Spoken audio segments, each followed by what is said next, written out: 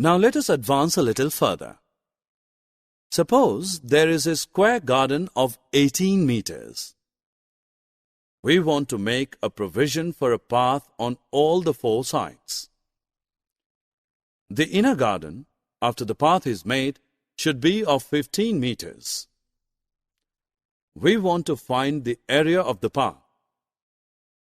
To do so, calculate and deduct the area of the inner garden from the area of the outer garden. Area of the outer garden is 324 meters square and area of the inner garden is 225 meters square. So, the area of the path will be 324 meters square minus 225 meters square, which is equal to 99 meters square. For more such videos on all subjects, practice questions and a lot more, download Iprep and learn unlimited.